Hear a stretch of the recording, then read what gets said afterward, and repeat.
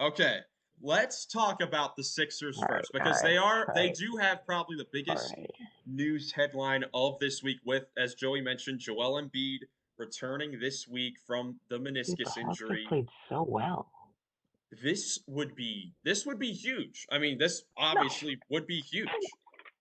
Jackson, no matter Jackson, no.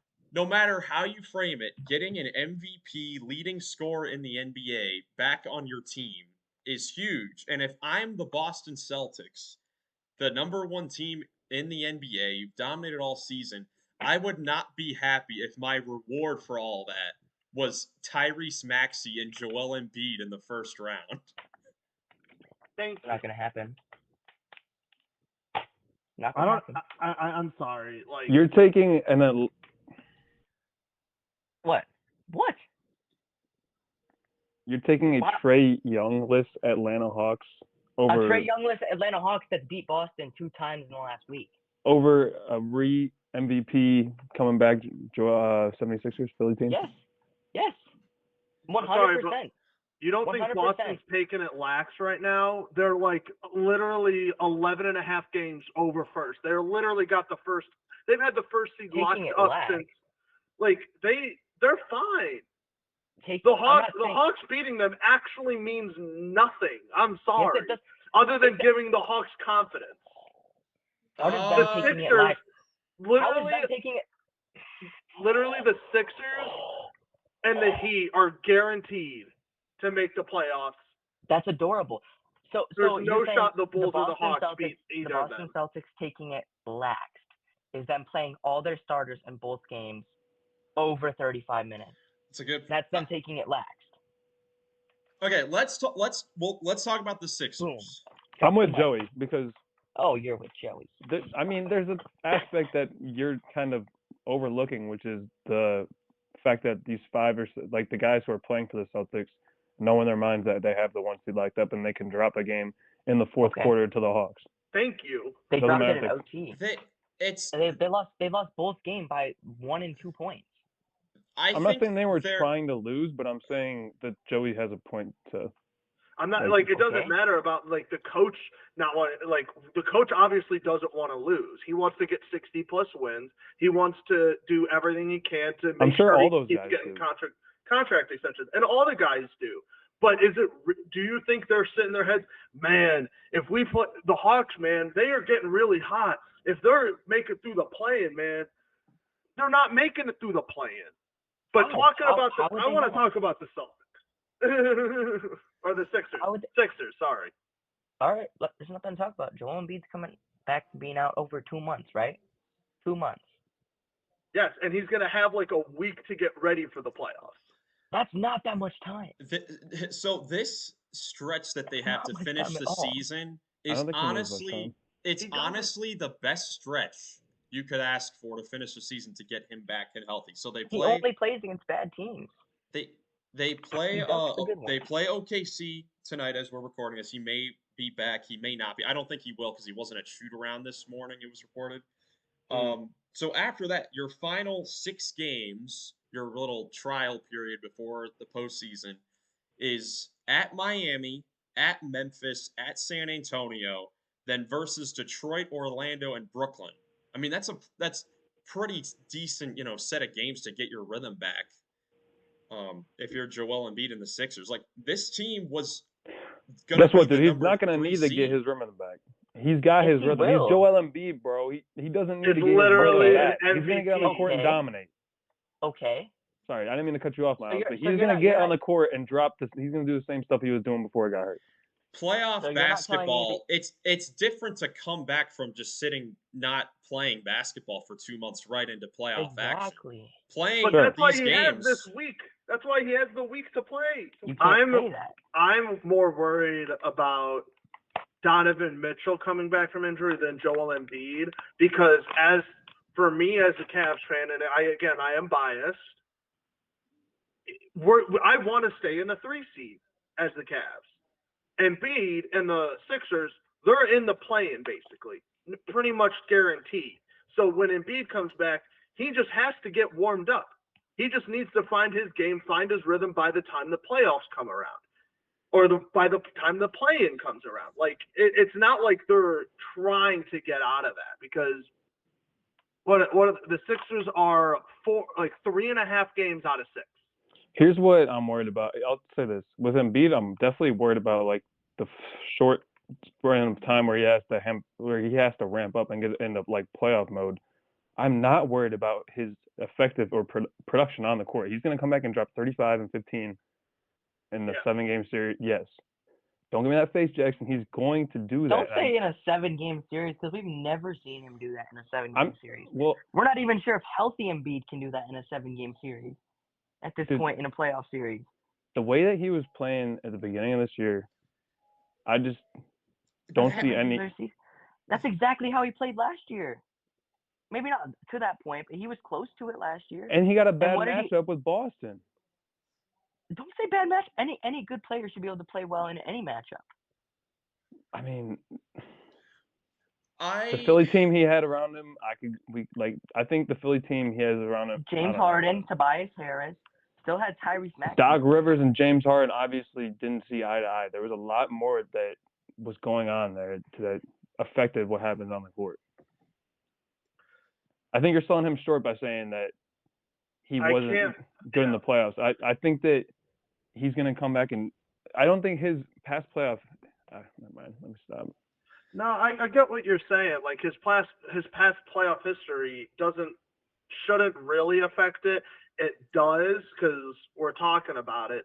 However, when they make it out of the play-in and they play the Celtics in the first round and they lose to the Celtics in the first round, when we come back and talk about it, Goglin's going to come back and say, hey, I told you Embiid can't carry his team. He can't perform in the playoffs. Yep. Guess what? You got Tyrese Maxey versus Drew Holiday. You got Kristaps Porzingis versus Embiid. The Celtics have a way better team than anybody else. I don't want to hear. You just mentioned 2 non-All-Stars guarding All-Stars. Porzingis is a former All-Star. Drew Holiday is a former All-Star and NBA champion. Like, those are the 3 and 4. He mentioned those are the 3 and 4 going against those. Who's going to be guarding Tatum and Brown? Like, it doesn't matter about those 2 guys, about Tyrese Maxey and Drew Holiday or Embiid and KP. Like, it literally doesn't matter.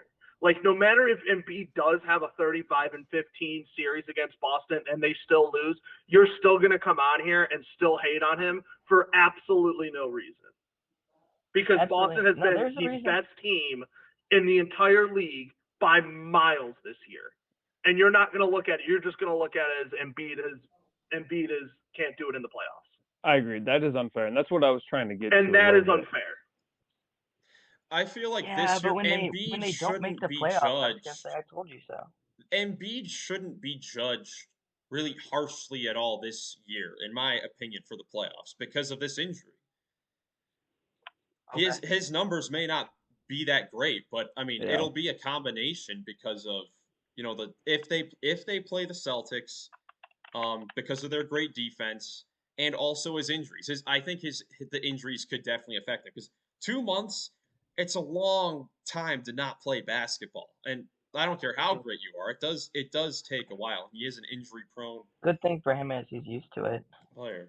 I also kind of see what Jackson means with the Heat and the Sixers, and if the Pacers, if they fall down, they should make it out of the play-in. They definitely should make it out of the play-in. They should definitely be. They're going to be favored. Where most of us are going to pick them to get out of the play-in. But it is a 1-game scenario, and anything could happen. Anything could happen. Let's just talk about the Bulls and Hawks now.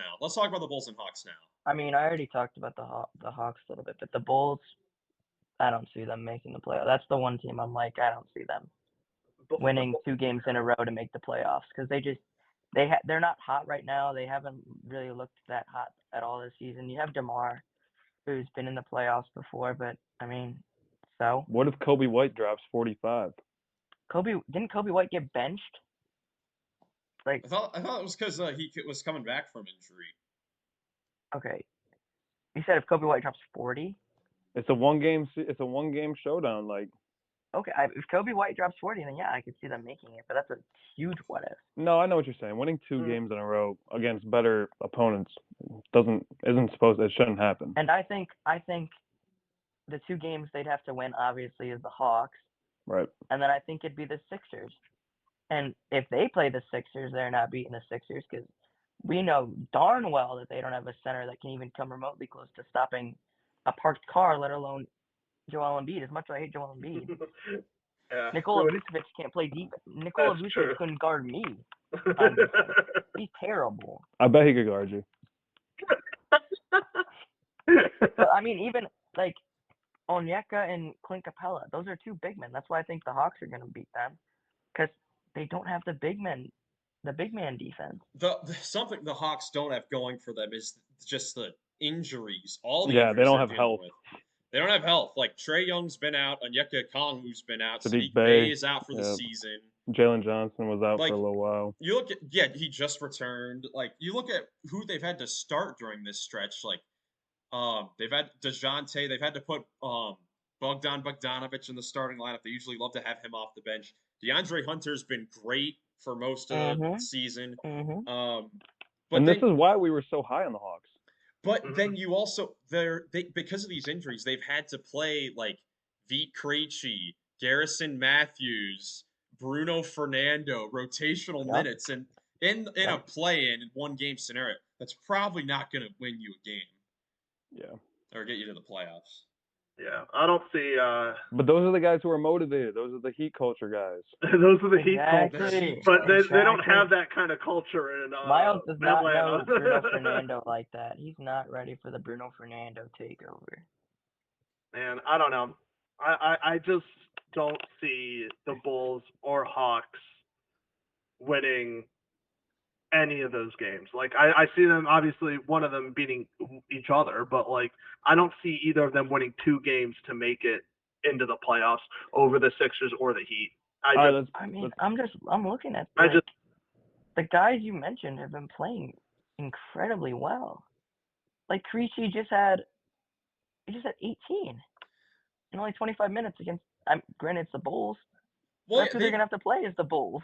Well, yeah, they're playing well, but in a 1-game postseason winner go home thing, they're gonna be scouted for. They're gonna be absolutely like game plan for in this situation. It's different than regular season. Yeah, I don't think you're ready for a possible Bogdanović takeover either. Well, Bogdanović is really good. Yeah, when it comes down to like the rotational play, like what you were saying, Miles, like the Heat and the Sixers have a way better rotation. They have the better coaches. Like it's just for me, that's what it comes down to. It comes down to the coaching, the lineups. Like Nick Nurse has been there, done that. Eric Spoelstra has been there, done that for decades now. Like no one's beating that kind of experience, especially when it comes to play-ins.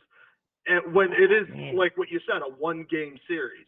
Yeah, when it comes down to like a 1-game series, coaching is huge. Yeah, but Nick Nurse doesn't have a playoff killer like he had with Kawhi and even Siakam in those playoffs. I mean, you don't need a playoff killer to win one game. And Quinn Snyder, he's been there. He's been to the playoffs plenty of times. He knows what he's doing too. I would definitely pick the Sixers over the Hawks. I would definitely pick Nick Nurse over Quinn Snyder. Without sorry. a question.